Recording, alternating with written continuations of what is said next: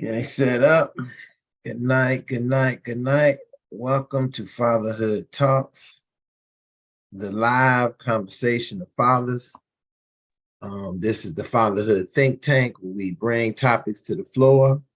We discuss them not only as men, we as family leaders, and as fathers. And we try to give people in the world a view of fathers that they may have not seen before. Sometimes the view of fathers is so distorted, and sometimes made up, not realistic, made up what somebody wants you to be. So we're here to kind of dispel some of that tonight. But our topic, nice topic, is from has been to husband. A lot of different hooks on that to look at. We got an excellent panel tonight. We got some of the top tier husbands on this program tonight, father husbands. And then we got some, used to be fathers. Used to be husbands, but still excellent fathers. And so we're going to have that kind of good conversation. So especially for us has-beens out here who ain't made it to husband status yet, we can get some of that wisdom from these guys on how to get from that has-been state to being the kind of husband we need to be. And it really follows that track of from manhood, husbandhood, and then fatherhood. That being said, I'm Ron Osborne Williams. We'd like you to like, share, subscribe, join us at Fatherhood Talks, and let's get to the rest of the panel tonight. Good evening, everybody. J. Robert Menard, father of two young adults. Good evening, Vaughn Howard, father of two teenage children.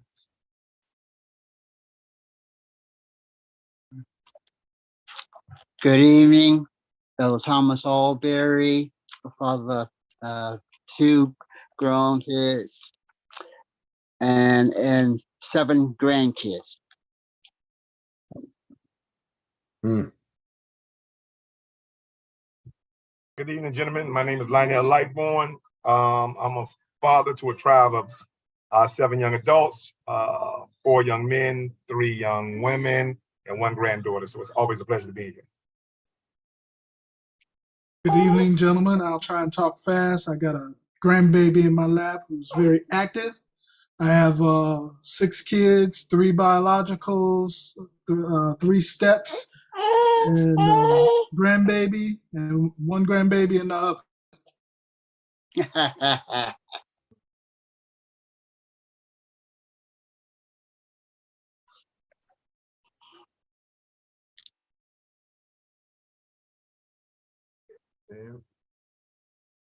Good evening, fathers. My name is Rohan Rock, and I'm a father of two young adults. Again, it's a pleasure being here with the program to share knowledge. Thank you. Well, they're not really young adults; they adolescents. Okay, they're heading there. Yeah, but don't. They still adolescents. The 18 in November, man. Wow. Well, Yeah. damn. You know what? I ain't gonna listen. Damn. I guess I best shut my mouth. You know, that happened to me the other day when it was funny you saying that the other day when somebody, a kid was coming in the house, and I remember when I had him in the hand. So that kind of mess your mind up when that happens. So, yeah, they somehow, yeah, what's up? What's up, man? Oh, Jesus. So I got you. They is young adults. So, excuse me. I still see them as those little sweet girls. And I guess that's what happens over time. It just messed me up. Who else? We already got other fathers on there. Go introduce yourself. Don't be shy. All right. I'm Yves Paulinese, father of 2, 4 years old and 16 years old. Okay, welcome. Okay, Larry Jordan. Sorry I'm not on camera tonight, gentlemen. I'm doing a little work. father of two grown kids, and grandfather of one.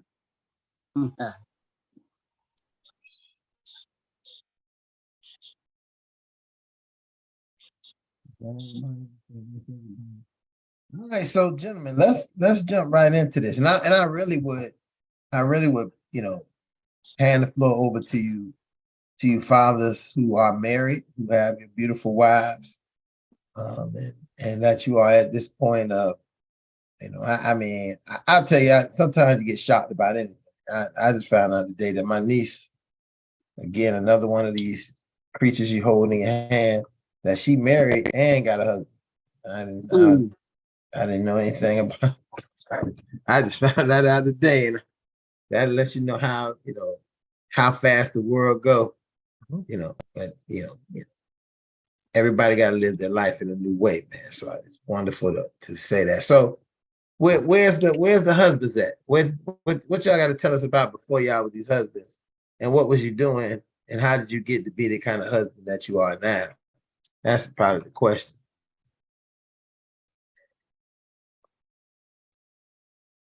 Well, I like the topic, and I'm a husband. I'm a husband for about 17, I think going on 18 years. Coincidentally, when I got married, the Heat the year I got married, the Heat won their championship. So hopefully they're on to another championship win again this year, which would be perfect. But we got married in 2006. We dated for about 4 years before we got married. So technically, we'll be married, be together for about maybe 21, 22 years this year. As it pertains to the topic of from has-been to husband, I understand I'd have to use the standard from the Bible that says a man who findeth a wife findeth a good thing. And so with that, I have to look, because one thing about when God says something, and if anybody me and my wife was talking about this on a walk today as well, that if anybody gonna be the standard in your relationship, let God be the standard. And I know a lot of people big on this, because I think we're very pompous, arrogant, and prideful these days, and that we have standards, and we come to relationship with standards. And so you got to ask yourself, well, are you perfect? The answer is going to obviously be no. Have you ever made a mistake before? The answer is probably going to be yes. And so if you're not perfect and you made a mistake before, then how can you have standards? And then what is your standards worth? And so with that, we made God our standards. Me personally, I was a habitual, when we talk about has been, what I has been before I became the husband, I was a habitual cheater, probably a habitual womanizer, a whoremonger, whatever you want to call it.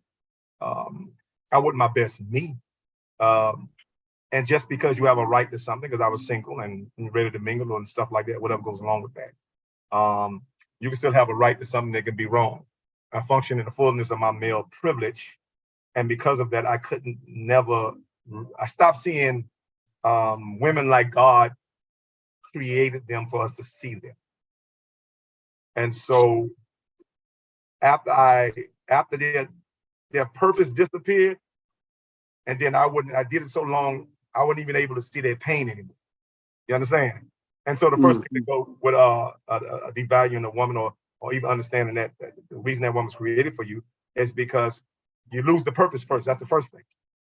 And the second thing I lost was the very pain that was going through just to fulfill whatever gratification, selfish gratification that I conditioned myself to be. So with that, I didn't realize how sick I was until I got married, to really allow my wife and my marriage to be therapeutic enough to start to recondition me and to really appreciate the humanity that not just my wife, but women brings to society. So that's what from has been to husband means to me. And so I'll let somebody else pick it up from there.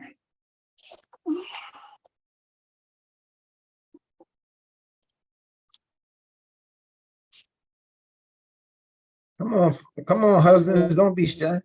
They better pick it up, because they wives watching you. Well, you know what? Okay. For me personally, I think it wasn't so much of a. I think I was looking. You're looking for a compliment, right? And there are times where you have to sift through all the ones who don't compliment you, but then you end up making wrong mistakes. And so when I say mistakes, I mean you try to make someone compliment you who really doesn't compliment you. And so you stick into those relationships a little bit longer than you need to, because you're trying to force what do they say? You're trying to force a square peg into a round hole. Mhm. And so once you start to realize that, and once you start to say, you know what, I can't, and it goes along with what Lightborn was saying, I can't force someone to be meant for me. I have to find who's meant for me in order for me to be successful.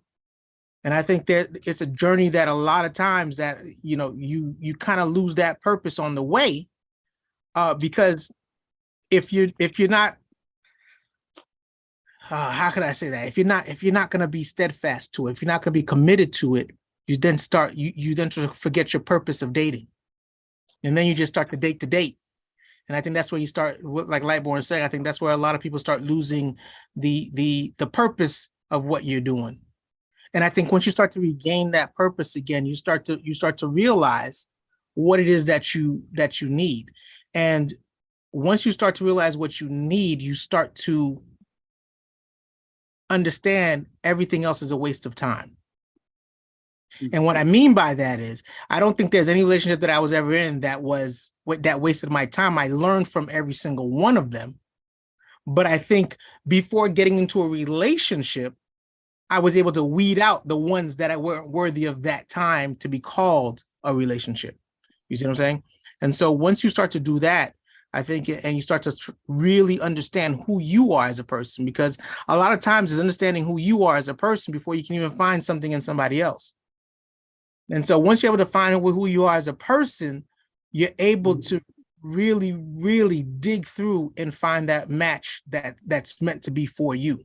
But until you start to realize who you are as a person and who you want and what you want, and there's a difference, and I'll go as far as to say is what you need, because there's a difference from what we want, because we all have an idea of what we want, then there's what we need in our life. And once you're able to decipher what you need in your life, and it also comes with the wants. And I think that's something that we have to realize. You got to get what you need, because what you need is going to fulfill the wants also. You start to become formed in a successful relationship. And that's what changes you from has-been to husband. Okay. Well, I just wanted to pick up from there. I've been married now for 38 years. And actually, my wife and I have been dating 11 years before we got married. So we've been together about 49 years now. I think what I've learned is that both people, there's no such thing as a 50-50 relationship. No, it's not. All they can do is write songs about it, but that is like a lie from the pit of hell, and it smells like smoke. You know. Yes. What you have to realize is that both people come into a relationship complete. So they're both coming at 100. They're 100% when they get together. Mhm. And you have to realize that there's some things that you're going to like about that person. There's some things you're not going to like about that person. And you're going to find them out sometimes until later on. You know, like many times I always say, sometimes I don't like my wife, but I always love her. You know, and that's what you got to realize. And your level of commitment has to be such that even though you're going to go through those rough times, and most of those rough times are because it's going to happen like for things that you don't like. You know, if you're a spendthrift and someone is not, you know, there are things that you just got to deal with. And those things that you have to learn that, okay, that's a part of them. And so somehow we're going to get through this together with that. And if you have that level of commitment that just says, listen, I'm not going to leave. We're just going to deal with this somehow, you know, and if it takes death do us part, we gonna both go together this time, you know. And once you have that level of commitment, then I think it kind of makes things not easier, but a little bit more palatable. And like I said, but you got to come realizing that each person comes as a whole person that you got to accept. And I like that you said that, because a lot of times, you know, you have guys, you know, and I think the conversation often is, especially nowadays, is the men have to be a certain way, and women are always like, accept me for who I am. And I think that's a statement, like Lawrence was saying, that should be on both sides. If you're gonna be with me, you have to take me for who I am, right? You don't go into relationships trying to fix somebody. They're not a project.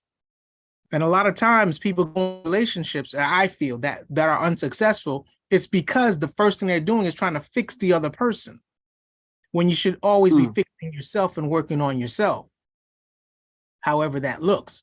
So I think that when you go into a relationship thinking that I'm going to make this person better, you're already starting to fight a losing battle, because who says, like everyone on here is saying, you're not perfect. So you can't go in there making someone else better. You can only be better for the relationship. And hopefully that person has the same mentality to be better for the relationship. And in turn, you guys are bringing back your 100, like Lawrence is saying. Wow.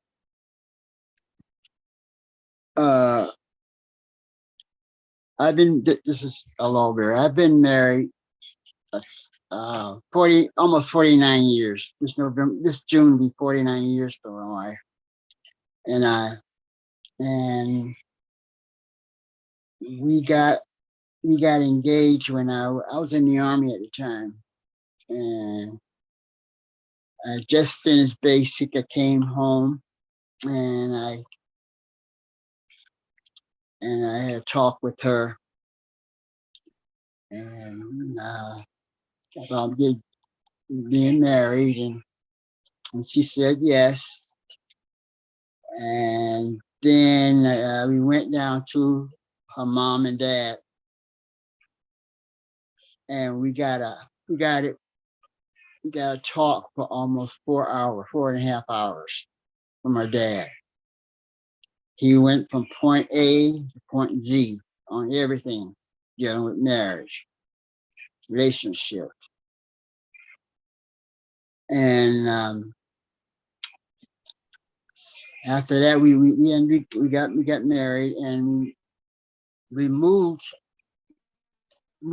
I had to come down and get her stuff, and we moved from Fort Lauderdale to Frederick, Maryland, near Baltimore, in an area called Fort Detrick, up in top of a mountain.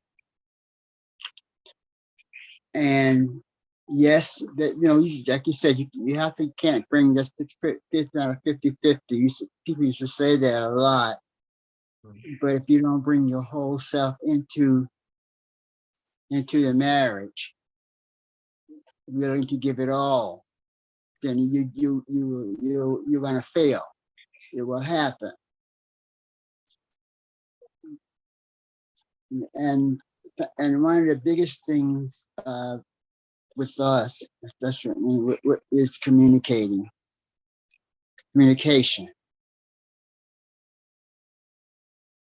And what they say about women, say they talk about 10,000 words per day, and the men only about 6,000. And most women want to talk, but they need us to listen and respond to them. And if you make that commitment that you're going to to do what you do that, then you have to take time and place to do that. I remember we used to go on, we used to have date nights when we were dating, and when we first got married. And so we went back to that, doing that, we have date night. Sometimes you need to redo and to have a better relationship. You go back to some of the things that you did in the past that you used to do that both of you enjoyed.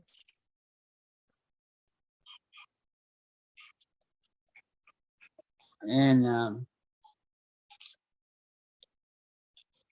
we have my son was born while I was in the army, and my daughter she was born about a year after he got out.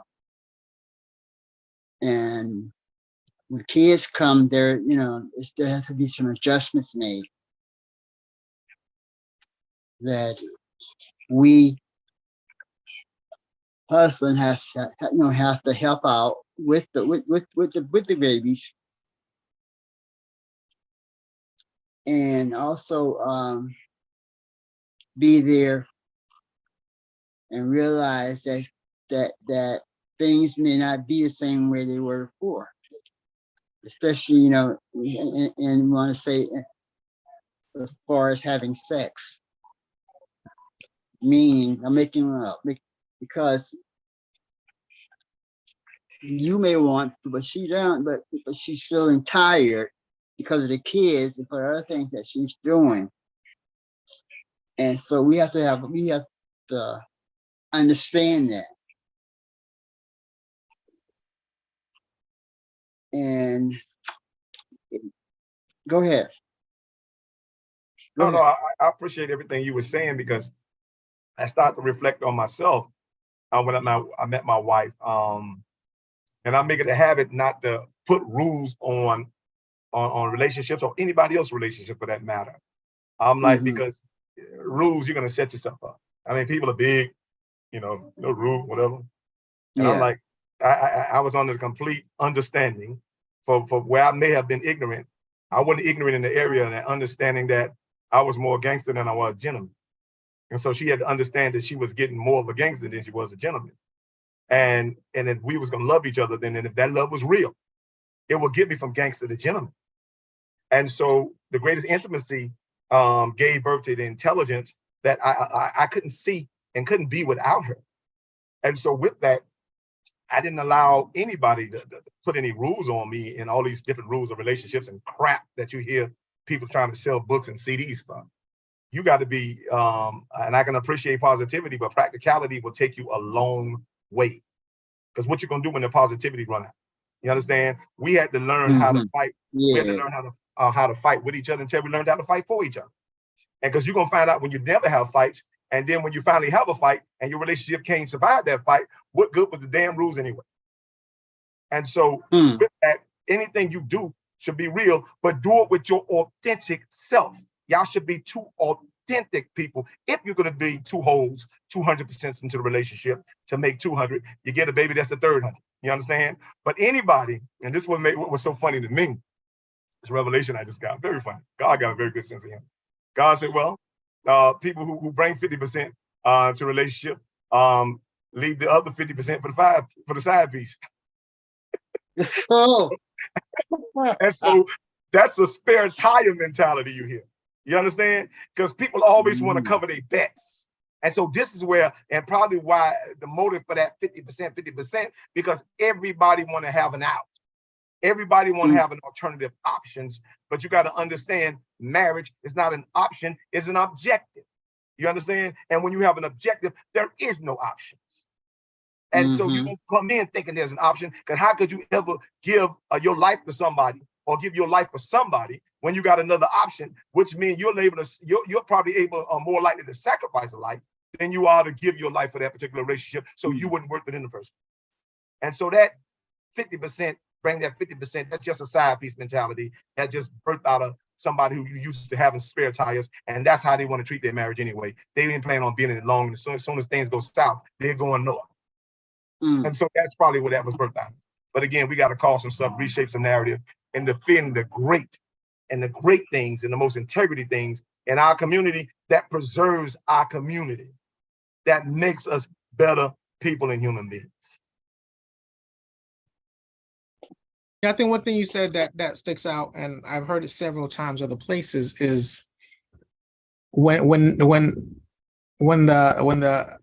happiness is gone, right?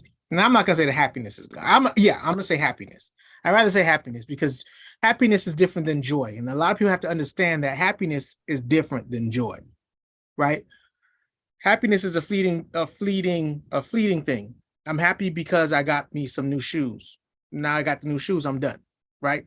But joy is something that sustains, right? So joy is long-term, joy is longevity.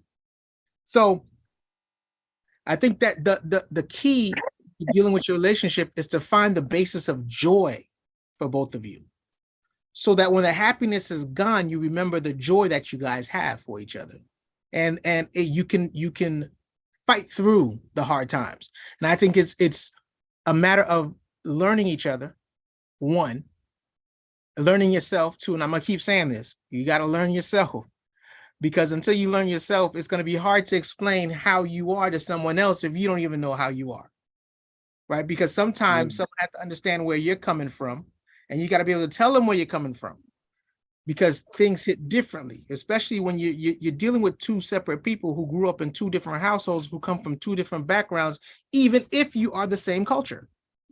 You see what I'm saying? But certain things don't happen in all the houses the same. And so you've got to understand how your upbringing affects you, and they have to understand how their upbringing affects them, so that you guys can explain each other to one another. And I think once you start to do that and you start to maneuver that, you'll always have the joy in your relationship, even when the happiness is gone, because you're gonna get into disagreements. You know what I'm saying? There's never going to be everything that you guys are going to agree on. It's how you handle those disagreements that's going to give strength to the overall relationship and even fortify the joy you guys have with each other. So I think that's one thing that, one key point you guys should take away. That's a really good, guys, you guys are talking a lot of things that I think a lot of people should really, and if people are really listening to this conversation today, you'll listen to our elders and listen to their longevity of their marriages with their wives. But you also see something that both of them pointed out, that was their time to court each other before becoming their wife. Lawrence, Brother Jordan, said that it was almost 11 years. 10 years that he was engaged. So this idea of really getting to know his partner, the wife, and I'm just gonna say this a lot of times, that resorts a lot back to the power that the couple has in their relationship before they become parents. A lot of us are shotgun fathers sometimes. Not that the shotgun is there presently, but we have that narrative in our head that we get a woman pregnant, the shotgun is there for us, and we must marry her because we got to make her a righteous lady. There's a lot of stuff we say we're gonna do, and some of that is not what we want to do, because we really don't know that person. We really don't. I think Robert said it clear. We're going to try to fit into that round hole, even though we are pegged. I mean, a wooden a block square.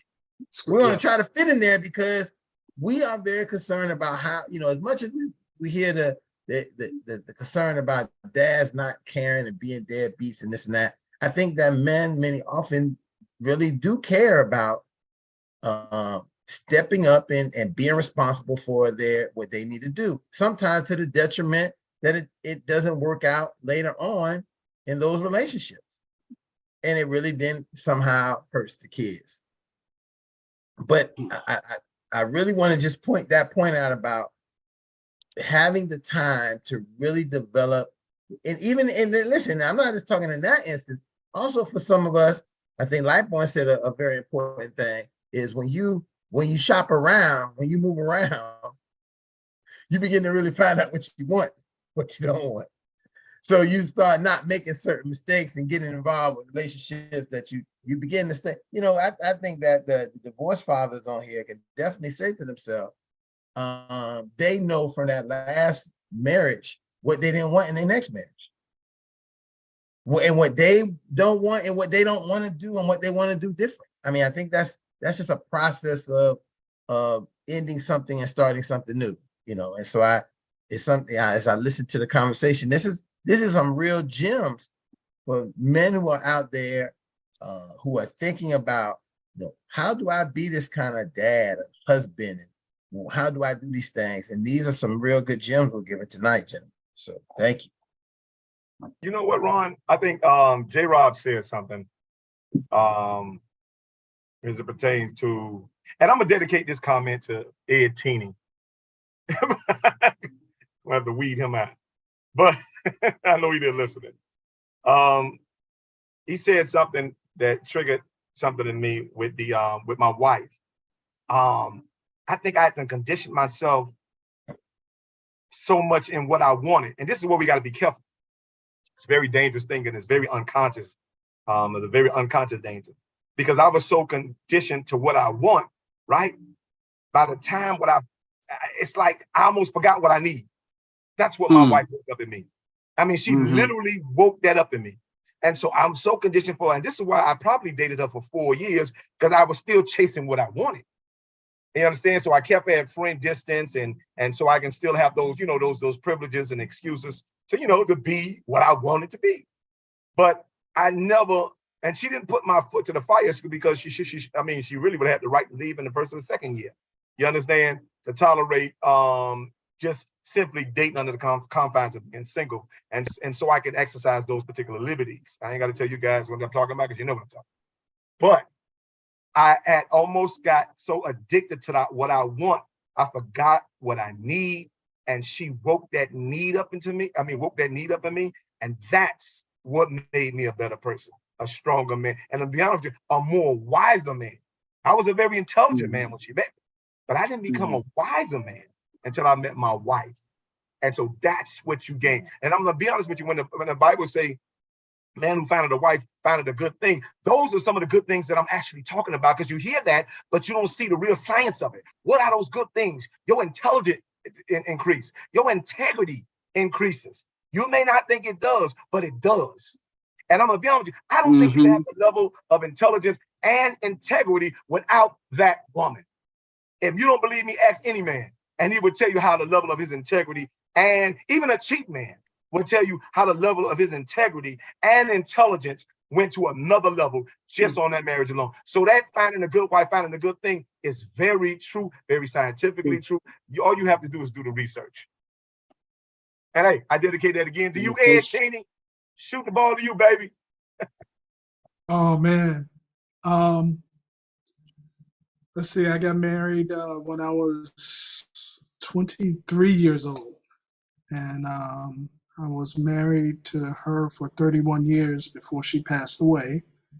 And then I remarried a little over a year later to my current wife, Thelma. And I guess if there's anything that I've learned about being a husband is that, with these two marriages, the same rule of sacrifice remains constant. So if you're not ready to set aside your ego, set aside your pride, set aside what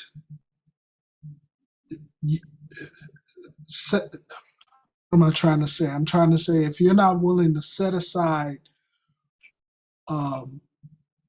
or sacrifice the thing, whatever that thing is, that is going to make you a better husband to the wife that you chose to marry. Being a husband is not for you, because fortunately, glory to God, both women that I married are women that drives me to be a better man.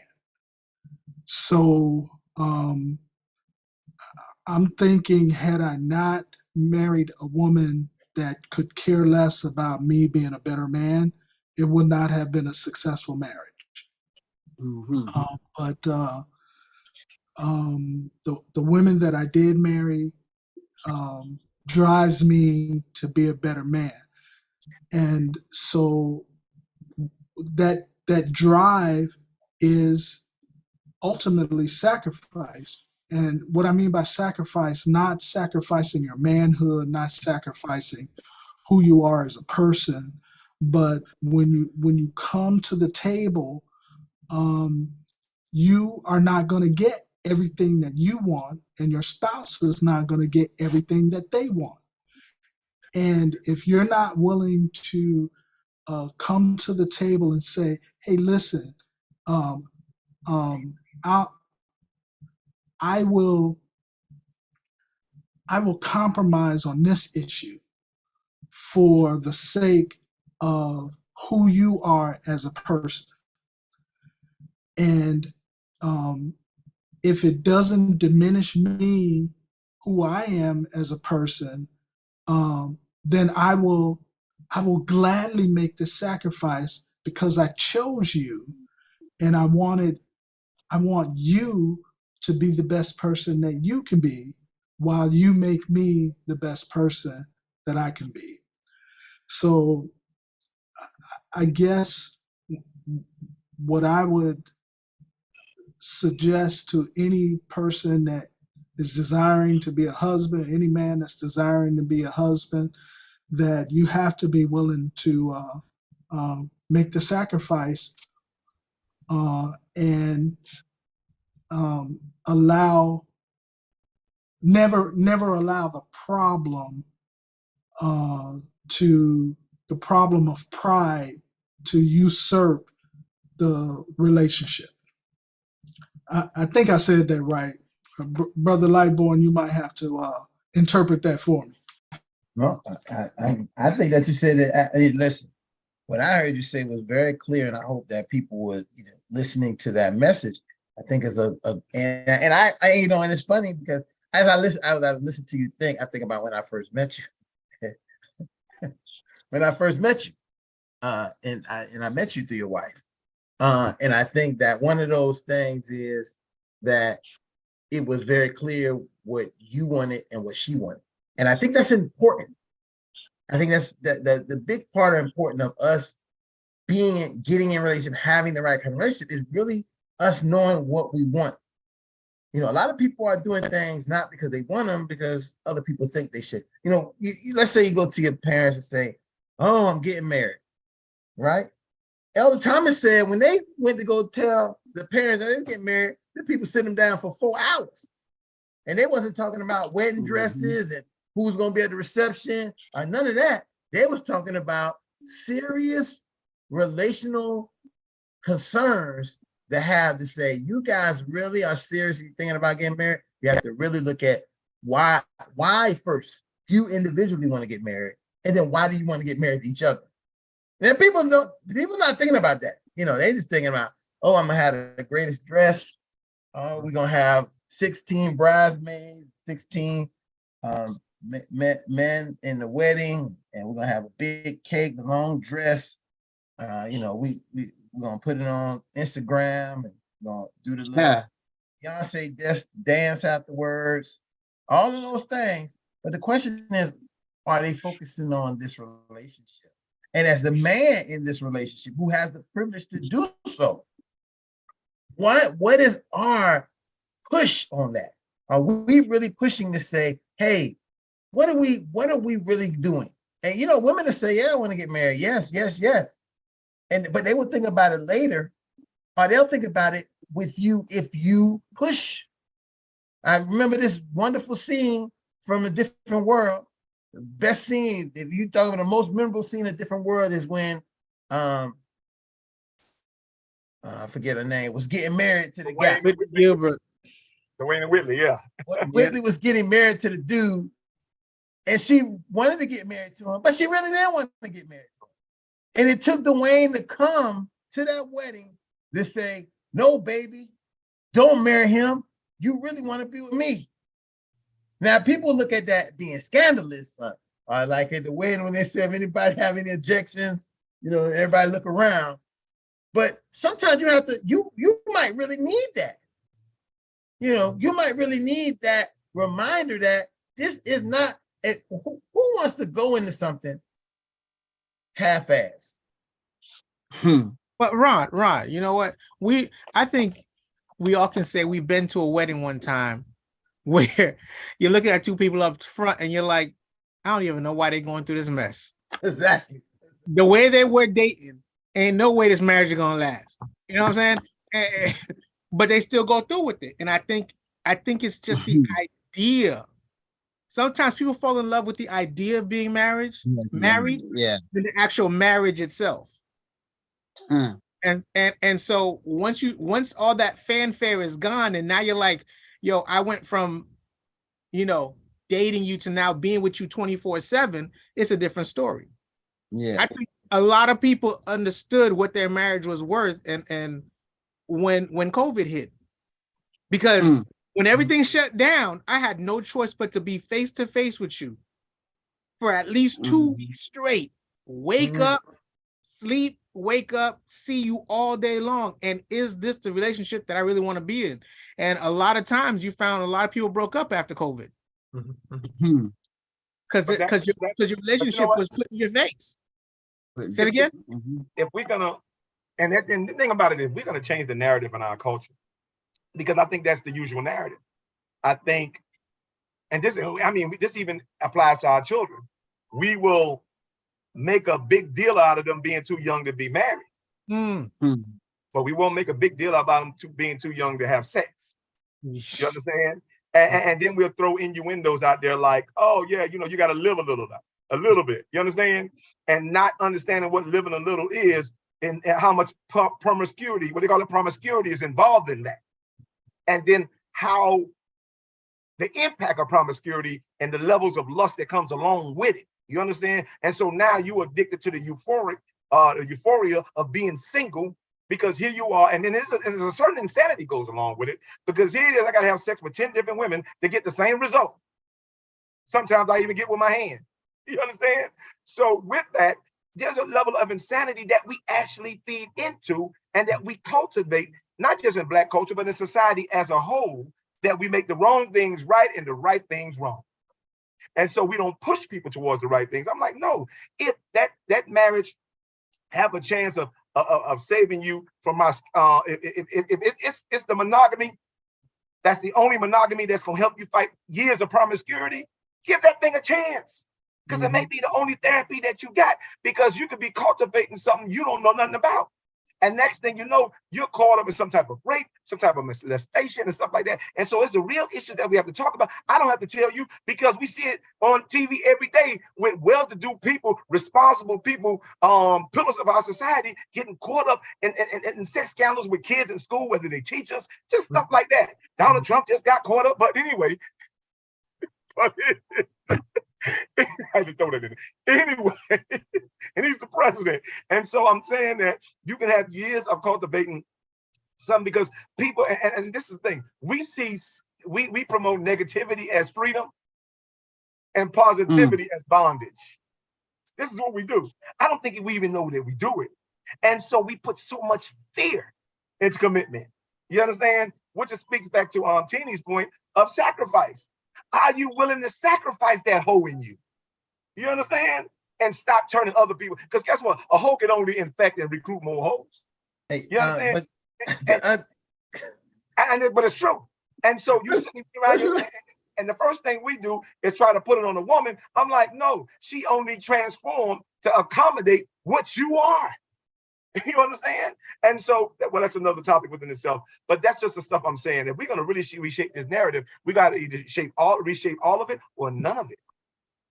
And you know what, Lightborn, and to add to that, I think that you also have to learn when to move on. I think that's the part of it, is that because, you know, and something that Ed said made me think of that, because he said after his first wife passed, he met someone else. And so it's like, when you have to know it for yourself when you're ready to move on. And a lot of people don't take the time to examine if they're really ready, because just like women carry baggage to relationships, men carry baggage too.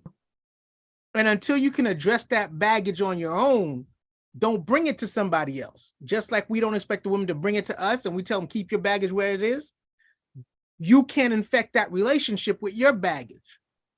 And so once again, you have to work on yourself, because unless you work on yourself, everything else is gonna fail. Mm-hmm. Go ahead, Rohan. I'm sorry. Go ahead. You mentioned something. What we're talking tonight is such a deep topic. It's touching a lot of surfaces here, and there's so much to the dynamic. I always say you have to learn to live with yourself first. Learn to live with yourself first, because when someone else, as one of the fathers mentioned, someone else come into the picture, that you have to learn their norms, their good ways, their bad ways. Then children come into play. The journey of marriage and the journey of relationship leading to marriage, you're just so much involved. The compromise, the communication, the understanding, the misunderstanding. Man, you guys are talking something real deep tonight, and it's a very good topic that I hope many people will see, because it's really deep. I don't want to go into detail, but marriage I always look at marriage as a community, as an area where they're not necessarily rules, but they're people married for people married for different reasons. There are different cultures. There's so much things involved when it comes to marriage, and the number one rule is communication. And if you guys ask all the questions, and I say all the questions, I mean all the questions, hopefully that will help you along the journey with your marriage. That's what I gotta say. Mm-hmm. I think I'm going to change what you said, Rohan, just a little bit, because it was said before, and I want to say it's Lightborn. Correct me if it was you who said this or not. It's not communication; it's comprehension. Because I can communicate all day. If I don't understand what you're telling me, then it's wasted. I have to comprehend what's going on within the relationship. I have to comprehend what you're saying, and I got to use all my tools that I have in order to really understand what it is you're telling me, whether it's nonverbal or verbal, meaning by the way you're walking. If I listen, when you walk around the house and I see you walking a certain way, I know you're upset. Now, why are you upset? You see what I'm saying? And so I have to understand all these little things and comprehend a lot of things within a relationship, even before getting that serious. Because if I'm not paying attention to you before we get married, I'm not going to pay attention to you when we're married. Because habits that happen before marriage carry into a marriage. And then, like I said, you're not going to expect the other person to change you, because the one thing I'm going to say is you knew how I was before you got with me. And can someone really argue, well, I did, but I thought you'd be different? No, why? Because I said I do, I'm going to change? Nah, it doesn't happen like that. What happens is someone has to want to change. Someone has to be willing to change. And they have to want to change, number one, I think, for themselves, and then also want to change for you.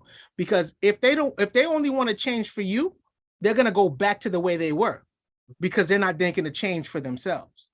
And I think you also have to pay attention to that. And I think that's why, and we touched on it a little bit, but that's why that dating period is so important. Don't fall in love with the lust. You fall in love with the person and what they're bringing to the table. Because the lust can be gotten anywhere by anyone, but you got to fall in love with that person and what they're bringing to the table, and making sure they have those needs that are for you. Yeah. So the quick one. The three would be communicate, comprehend, and compromise. Would that be a good statement? Yeah, I would say that's a great statement. Okay. I was And- thinking of something when we hear Ed Teening, and I think again we have to put a narrative to these what do you call these theories? Philosophies, that's the word I'm looking for. And so when Ed said sacrifice, we have to start understanding what does that look like. You understand? We have to come with a straight narrative. What does sacrifice look like? You understand? 30 seconds, it looks like this. You have to see that woman like that woman see them children. With all the love and intolerance it takes to see that woman. And until you see that woman like that woman see those children, you're right, you're not ready to get married. Matter of fact, you're not even capable of being married. And it has nothing to do with that woman, because you should admire and adore anybody who's willing to follow your lead. That's marriage. That's sacrifice. And so, yes, when we understand the orders, because we understand the order between mother and children, we be like, oh, children are going to, we tell them that children are going to be children. And I have to tell you, as a husband, you got to know women going to be women. And so I think what happened is we start to put the woman on the same level as the man, and that's where the discourse starts. And the fact of the matter is, I'm like, first of all, y'all not even on the same level, and y'all not even in the same order. She's on her pillow post. As a matter of fact, you couldn't compete with her on her post. She know how to have that love and the tolerance for them children like you're supposed to have for her. The problem with it is we have come so far and grown so far away from that as men that we know how to be competitors to our women, but we haven't learned how to be companions to them. You understand? And that comes with the order of sacrifice of saying, you know what? I got to have a level of tolerance and love for her like she has for those children. So I'm prepared to deal with anything. You understand? And I mean anything. You understand? To love her through this. I had a friend that was going through divorce, not through a divorce, but his woman was acting up, nice guy. He loved her to death. You understand? My advice was not to him, for him to abandon that love. I'm like, no. Only advice divine advice I can come up with at that particular time, but told her, I'm like, you know what? Keep loving her. Let her leave you. And eventually, guess what? She left me. But he didn't abandon his post. You understand? Because things got uncomfortable. And so even in that, those different marriages I got to travel and see the nuances of, prepared me for the marriage that I have today. And I had to exercise every one of those experiences in the marriage that I have today. I have a great wife. You understand? But the thing about it is, no one of us was perfect. And so I had to deal with some situations that, guess what? When I came in, I'd never been married before. And so I got a history of knowing how to quit on anything. You understand? But I didn't know how to stay. That was my problem. And until we learned it, I'm like, we're going to miss a valuable lesson with our women and the women that God created us to have, because we're raised by, and the thing about it, we're raised by wonderful women. I don't understand how we can't see the wonder in the women that we dating and the most wonderful women we're raised by. Why we can't, where does the value or the disconnect when it comes to that value in women like that? You're raised by some of your greatest supporters in the world with women, but we devalue, we take a long time. You understand? The commitment that women, we come into this world with when it comes to women, our mothers, aunts, all that stuff. And when it comes to committing to them, you understand? We shy away, we got all the excuses. But we were born and cultivated in their commitment from them. And so something is really troubling and dysfunctional about wanting to give something to something or somewhere that tirelessly, sacrificially gave to you probably all your life. And so it's not that we're not equipped. I'm like, no, we equipped, but what we did was put the appreciation for women in a box with our mother. We put them in the mother box. That's the greatest woman in the world, the mother box. No, I'm like, the greatest woman in the world is really your wife, but you don't want to take the sacrifice and put the work in to understand and to do for her what your mom did for you. But with that being said, happy Mother's Day, women, because I know it's Mother's Day weekend coming up. So I'm gonna give a little pushback on what you said, Lightborn, because I think where the disconnect is the role model, right? When you look at a woman and a woman's love for the kids, it's because people come in there and they help her cultivate that. They tell her you need to bond. They show her how to bond. They teach her how to bond. And then we leave our young men out there to say, you need to love a woman like you love a mother, but no one's showing you how to do that. No one's telling you, no one's having these conversations with you. So now you're left to figure it out. And when you're trying to figure it out, if you don't have that idea or even an inkling, because let's just say, you know, you never witnessed a successful relationship, then you're always going to be in broken relationships wondering what the problem is. And I think once we start, and even if you never witnessed a successful relationship, if you ever had a conversation with someone about what a relationship looks like, you at least have a starting point. And I think that's what we have to start giving to these young men, is the starting point, because they're getting from society and everywhere else how to get a woman, how to sleep with a woman, how to, you know, but they're not getting how to treat the woman right, how to cultivate a relationship to make it a lasting relationship. And I think on the reverse side, women are getting a mixed message by society. Because the first thing is, if I want a woman and I want to be with the woman and I expect the woman to clean, the first thing she's gonna be like, I ain't your mama. You know what I'm saying? You get that, but I want you to cook me a nice meal. I ain't your mama.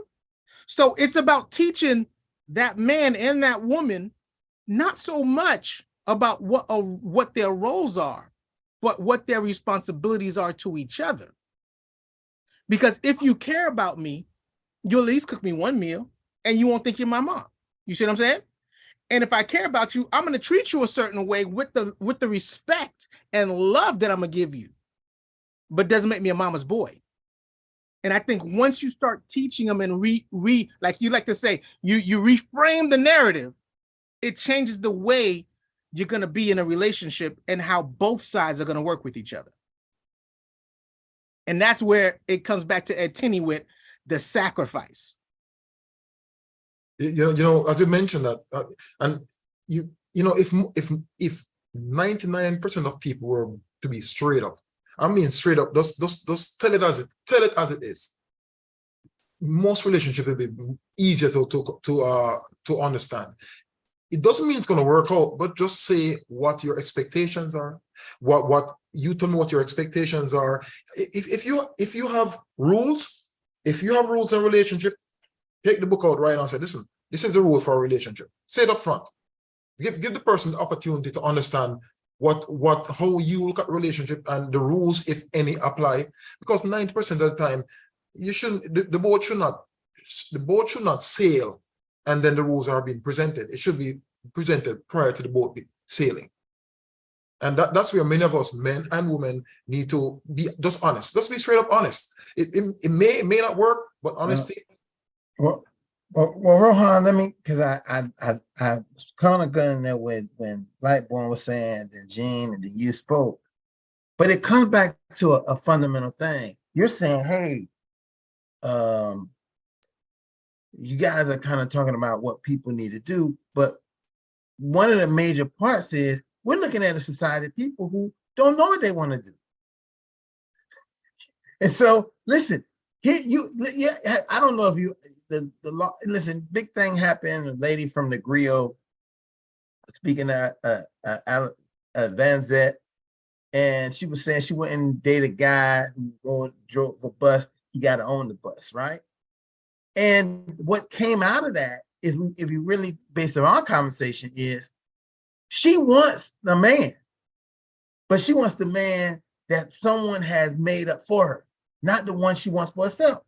Listen, the idea that a woman is a slave to cook food for you, I don't know if you ever had a woman cook food for you, but that's what she wants to do, and she wants you to enjoy it. It's not slavery. It is the joy that you will enjoy her food is more than anything you could give her. So we have some really mixed narratives that are really not letting us to be transparent and honest about what we really want. We're falling, and many times I think in our society, we're falling into this matrix of, I'm making more money than him, so let me be a certain way. And guess what? I know women who make tons of money. They still like to cook food for the man. They still like to cater to him like a man, and they expect him to cater to them like a woman. And I hate to say this. I hate to say this. It's gonna be real messed up. But an the LBGT community know how to do that shit excellently in their relationship. Whatever they decide there is, they catering to each other like that. It's us heterosexuals who seem like we got a problem with connecting with our partners and being able to say, I want to give you the love that I know. And if I don't know how to do it and I don't have it, that's when the conversation comes to say, I don't know how to do this. Let's talk about how I can learn how to do it, that you like it and I can do it. But we're not getting that. We going with the gender roles that's out here and we running with it. We jumping with it and then it turning into disaster and is affecting our kids in a way that we could never begin to even imagine.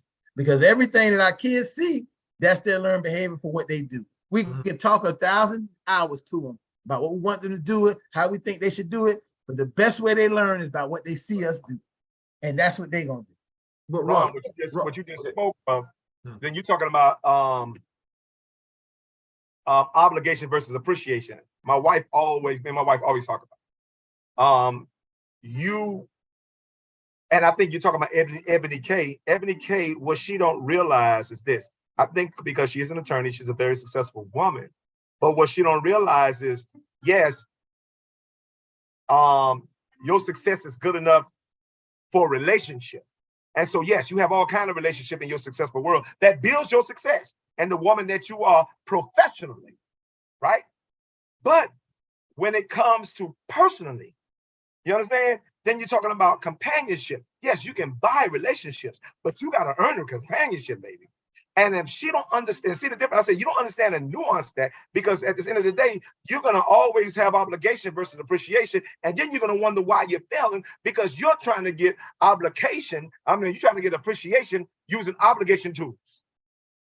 And so nobody can really hold you on. Nobody can do nothing for you back to your point, by their own free will.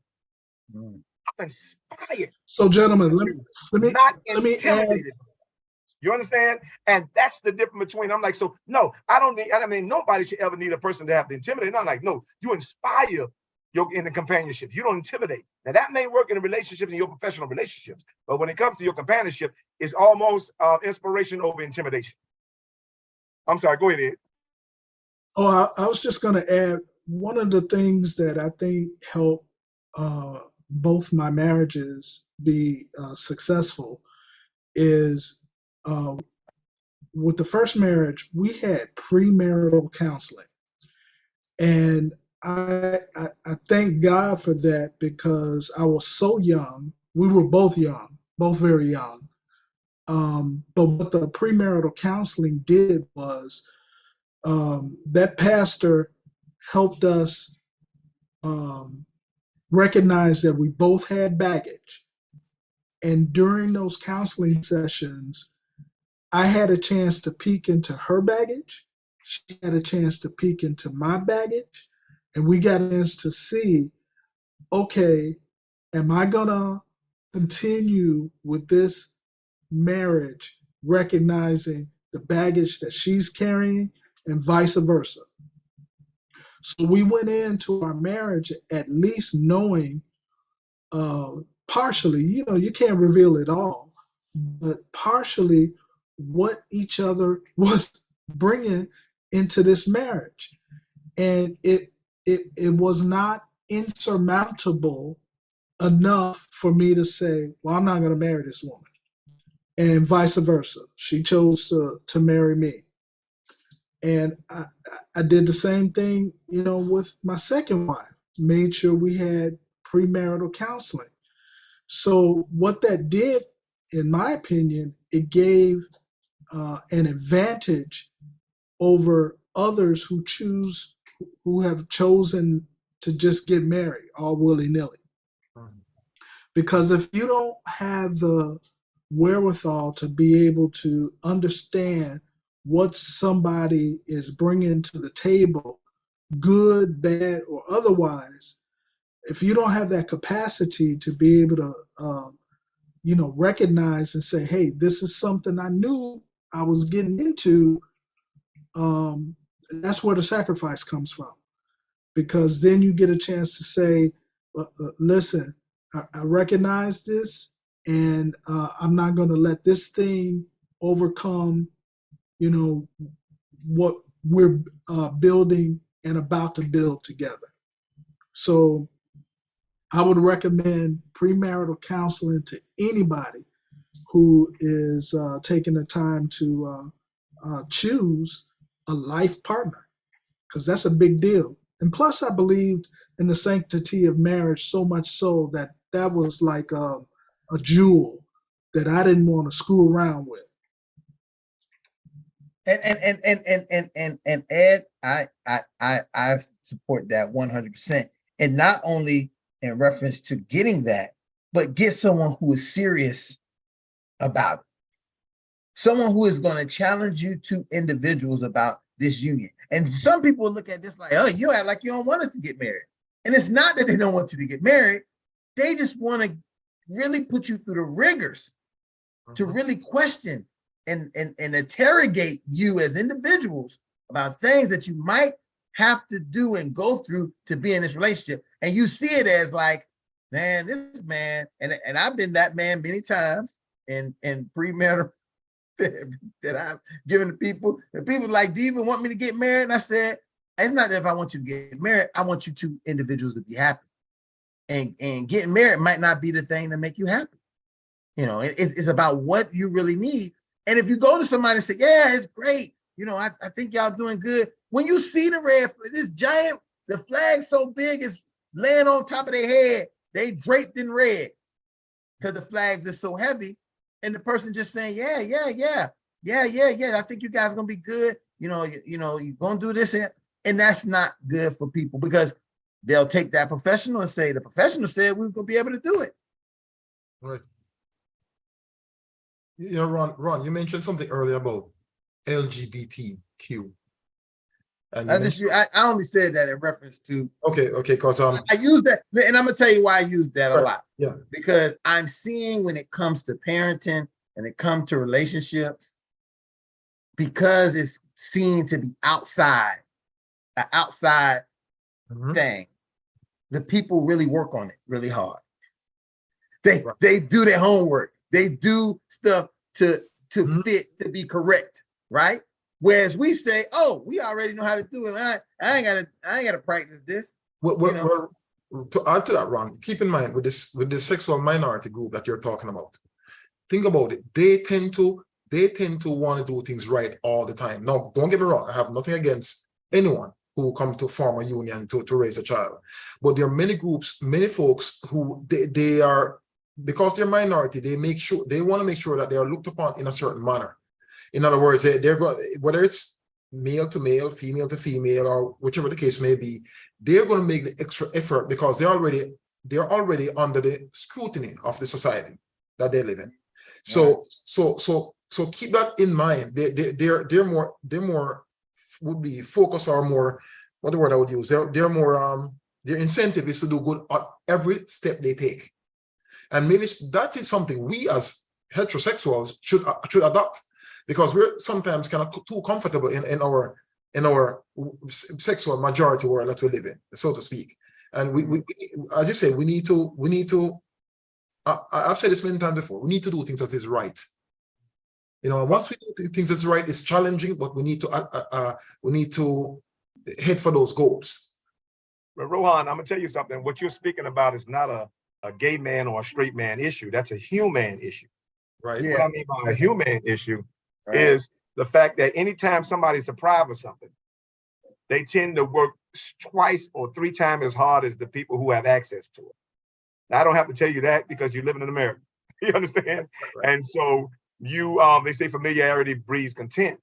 And so when you always have access to something, you tend to get more lax at that something that you have access to, as opposed to the people who deprived of that particular something. And you see a whole bunch of, like, tens of thousands of people getting ready to walk before this immigration particular immigration law expires. And so people will die, you understand, to get a right that we always had access to. And that's where the privilege come in. I would call it a heterosexual privilege, because we always had marriage and commitment and stuff at our disposal. But after a while, we start to use it as a disposal when it comes to what we truly need and want. Mhm, mhm. Well said. Absolutely. So, gentlemen, I mean, hey, this has been. I have to say, after every one of these that we get to the end, I say to myself, "Woo, this not scripted. This we don't got producers writing this stuff up because."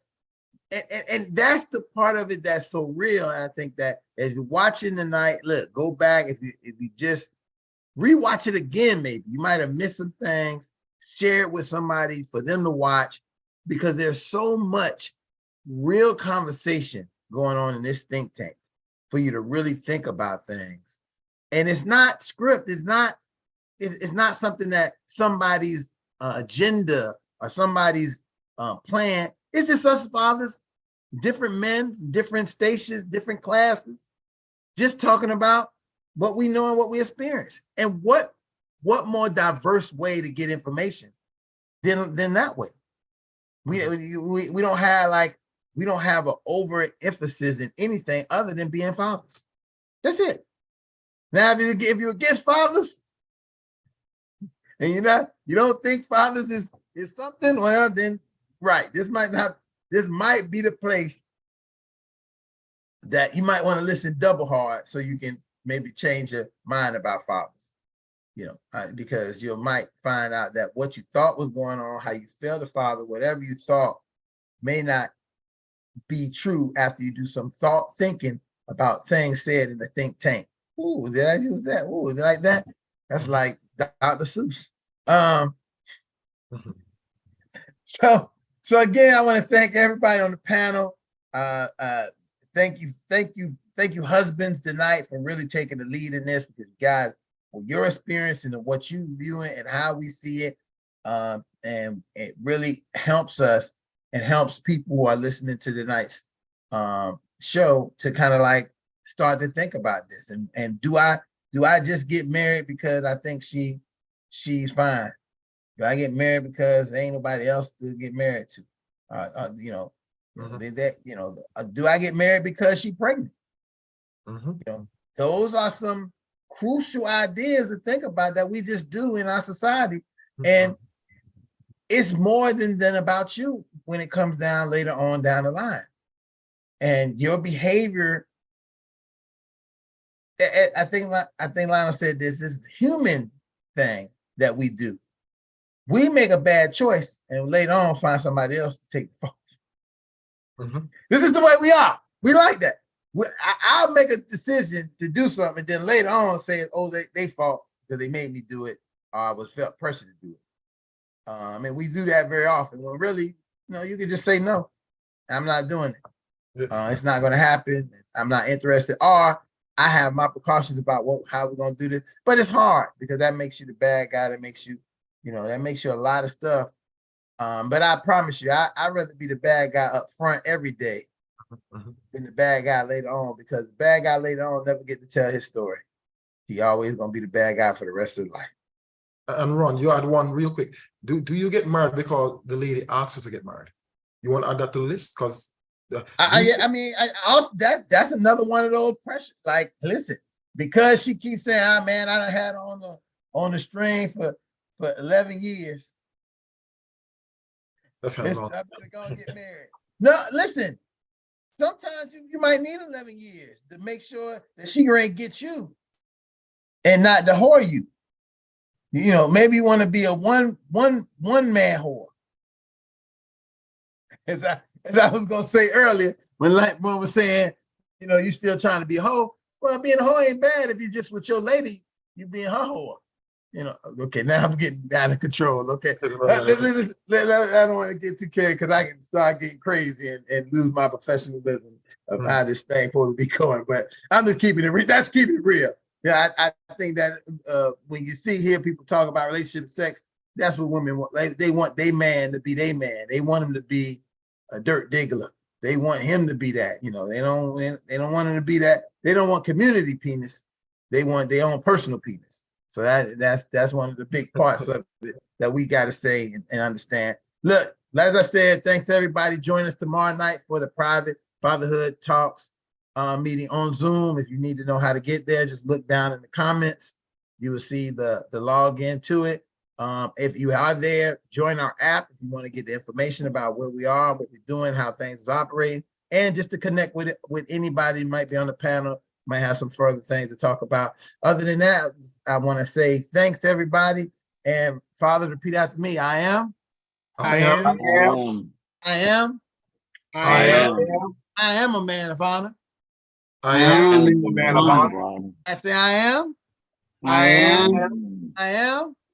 I am. I am a man of courage. I am. I am a man of courage. I say I am.